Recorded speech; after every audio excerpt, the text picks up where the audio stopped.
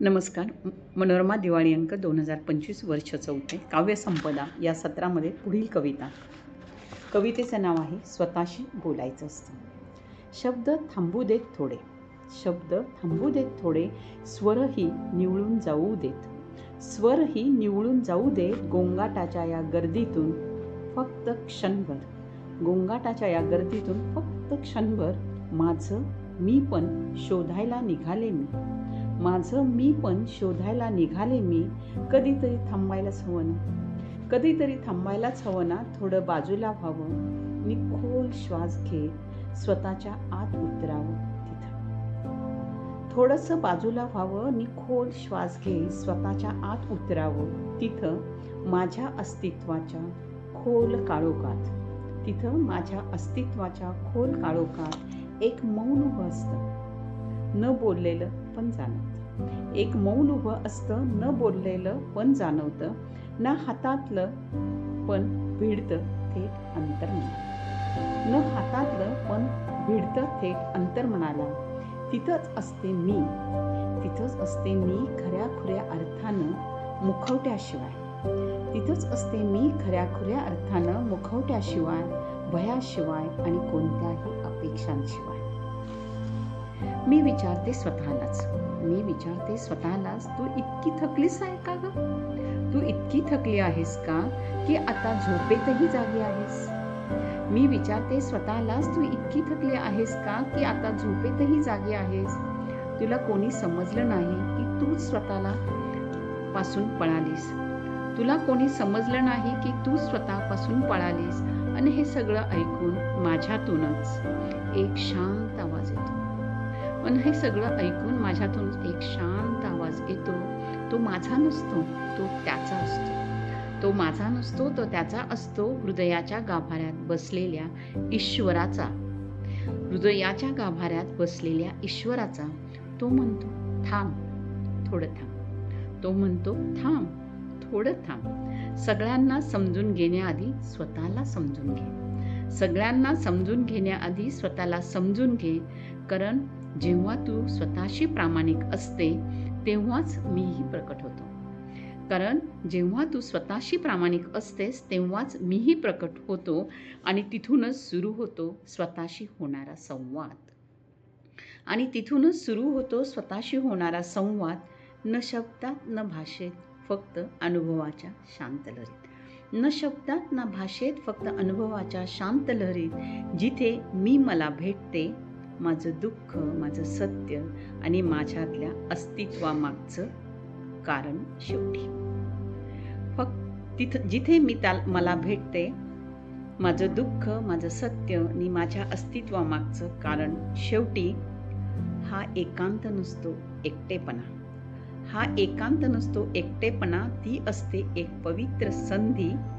हा एकांत नसतो एकटेपणा, ती असते एक पवित्र संधी. जिथे मी आणि ईश्वर एकच होऊन जातात, जिथे मी आणि ईश्वर एकच होऊन जातात. आणि माझं मी पण अखेर स्वतःला ओळखून मोकळा श्वास घेतं, आणि माझं मी पण अखेर स्वतःला ओळखून मोकळा श्वास घेतं. ही कविता आहे कवयित्री ॲडव्होकेट सुजाता जाधव ठाणे यांची. त्यांचा मोबाईल नंबर आहे 98 70 38 28 70. पुन्हा एकदा 98 70 38 28 70. पुढची कविता आहे, नाव मैत्री. मैत्री ही रेशमाच्या रंगीबेरंगी धाग्यांनी गुंफलेलं एक अतूट नातं असतं.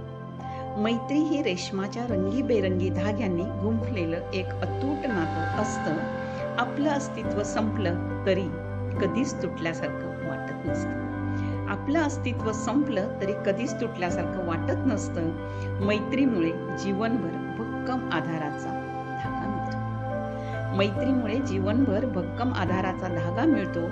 मैत्रीमुळे आयुष्यातील एकटेपणा कायमचा निघून जातो, मैत्रीमुळे आयुष्यातील एकटेपणा कायमचा निघून जातो. मैत्रीमध्ये वारंवार येणारे क्षुल्लक रुसवे फुगवे असतात, मैत्रीमध्ये वारंवार येणारे क्षुल्लक रुसवे फुगवे असतात.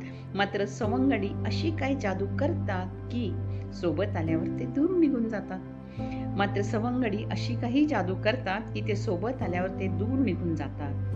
मैत्री एक अत्यावश्यक धागा असतो साऱ्यांच्या जीवनाचा.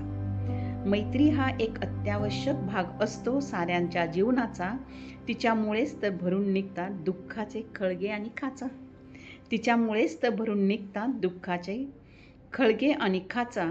अशी ही मैत्री मनात खोलवर जपावी. अशी ही मैत्री मनात खोलवर जपावी. श्वास थांबला तरी ती न तुटावी. श्वास थांबला तरी ती न तुटावी. मैत्री ही कामापुरती कधीच नसावी. मैत्री ही कामापुरती कधीच नसावी. तर ती हृदयाच्या पानावर खोलवर कोरली जावी. तर ती हृदयाच्या पानावर खोलवर कोरली जावी. या कवितेच्या कवयित्री आहे कुमारी तेजस्विनी प्रशांत ठाकरे. कवठेकर प्रशाला पंढरपूर यांची विद्यार्थिनी आहे शाळेतील. पुढची कविता आहे देवाचे चरणी. जेव्हा मी जाते गावातील मंदिरात, जेव्हा मी जाते गावाकडील मंदिरात, तेव्हा भेटतात तिथे मला देवाबरोबर माझी आजी, पणजी आणि डोक्याला जरीचा फेटा घालून देवाची पालखी वाहणारे माझे आजोबा सुद्धा. जेव्हा मी जाते गावाकडील मंदिरात, तेव्हा भेटतात तिथे मला देवाबरोबर माझी आजी, पणजी आणि डोक्याला जरीचा फेटा घालून देवाची पालखी वाहणारे माझे आजोबा सुद्धा. त्यांच्या प्रेमळ अस्तित्वात परकर पोलक्याचा घोळ सावरत, त्यांच्या प्रेमळ अस्तित्वात परकर पोलक्याचा घोळ सावरत साऱ्या देवळात फिरते मी. परकर पोलक्याचा घोळ सावरत साऱ्या देवळात फिरते मी. गरुड खांब आणि देवाच्या चरणी भेटतो. गरुड खांब आणि देवाच्या चरणी भेटतो. माझ्या आईच्या, आजीच्या खरखरीत हाताचा स्पर्श. माझ्या आईच्या, आजीच्या खरखरीत हाताचा स्पर्श दरवळतो सगळीकडे पैठणीच्या, पणजीच्या पैठणीचा सुगंध. दरवळतो सगळीकडे पणजीच्या पैठणीचा सुगंध आणि त्यांच्या जवळच्या फुलारीतील खडीसाखरेचा गोडवा नकळत येतो. आणि त्यांच्या जवळच्या फुलारीतील खडीसाखरेचा गोडवा नकळत येतो माझ्या जिभेवर. शेवटी मी मंदिरातून बाहेर पडते. शेवटी मी मंदिरातून बाहेर पडते माझ्या पोरक्या जीवनात परत. शेवटी मी मंदिरातून बाहेर पडते माझ्या पोरक्या जीवनात परत नाईलाजाने. धन्यवाद. ही कविता होती प्रज्ञा कुलकर्णी पुणे यांची. धन्यवाद. आपला परिवार, मनोरमा परिवार.